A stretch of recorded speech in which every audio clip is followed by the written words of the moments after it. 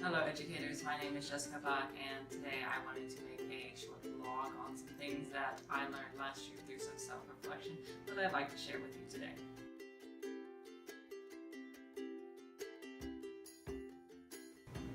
One of the first things I'd like to address is not getting mad and just following up. And what I mean by that is sometimes, a student may do the same thing over and over and over again, and you might just be like, why do they keep doing this? How many times do I have to tell them to stop talking in the hallway? We always have this procedure, why won't they follow, that kind of thing. They're immature, especially at my age. And there's no real point to me in getting mad at the student and frustrated with the student. They are just a child. I think instead you don't need to react with anger. You just always have your expectations and the consequences whenever they're not followed.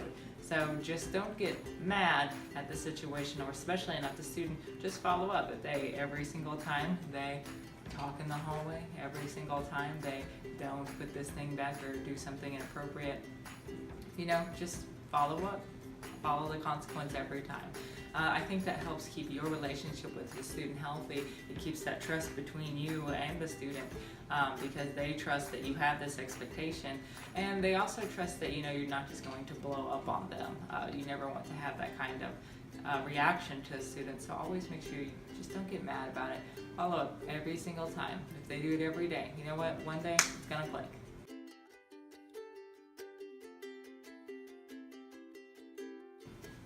And along the lines of not getting upset at the student or the situation, I believe it's also important to build up students. You need to always constantly encourage them, help them acknowledge their small successes, because a lot of times if you really talk to them, you'll learn that they're their worst critic.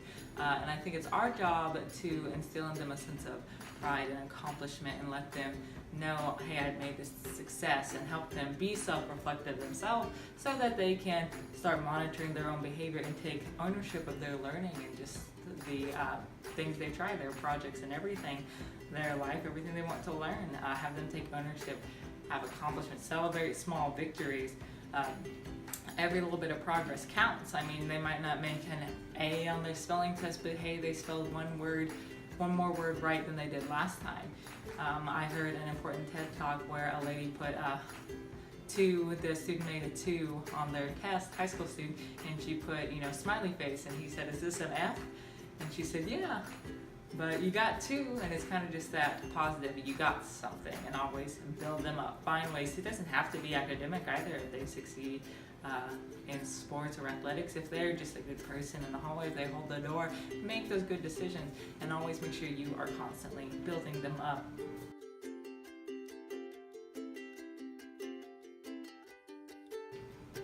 Following this idea, I think it's very important to apologize to students. I found that a lot of adults for some reason won't apologize to a child, and I think that takes away from your relationship and your sense of trust. I know I'm not perfect, and I don't feel like I should be expected to be. I'm going to mess up, but I think the important thing that I am expected to do is to fix my mistakes and to apologize for my mistakes and make amends. And I'm setting the example for my classroom of this is how we handle issues, because they will come.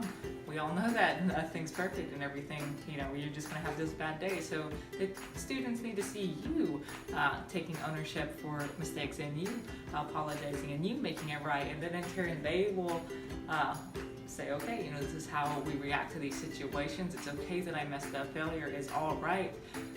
We can just make it better.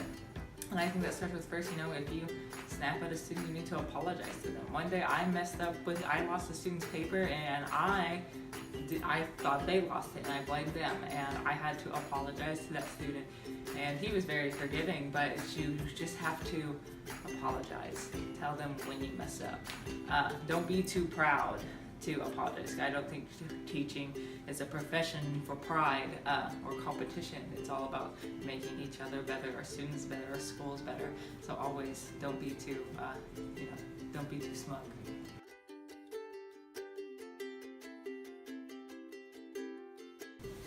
Another fun way I like to build up my students is I like to put little secret messages in their desk.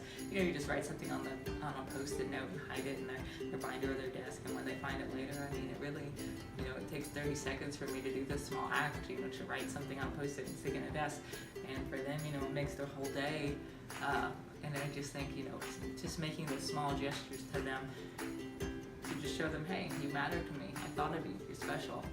Because we want them to feel that way. I want my students to not always make A's and be the most proficient students ever.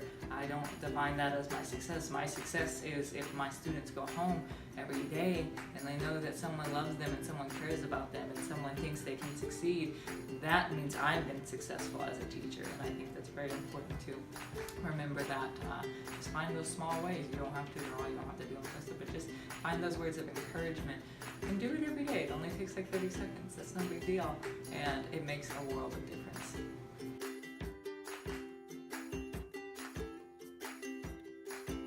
So to highlight this video and this vlog of what I found through self-reflection this past year is, 1, build up your students. Always make them feel encouraged. Find ways to strengthen them. Help them be happy. 2, don't be afraid to apologize or too proud to apologize if they mess up. It's okay. You make mistakes too. The important thing is you showing them how to be the bigger person and the better person. Leave little secret messages in your students' desks. They really like it. And don't get mad. Just follow up every time. Keep that relationship strong with your students. I'm a firm believer that the relationship with the student is the most important thing to them in their academic careers. The relationship between teacher and student. You need to cherish it. Let them trust you. You trust them. And I think everything else just kind of falls into place after that. Thank you for watching. Bye.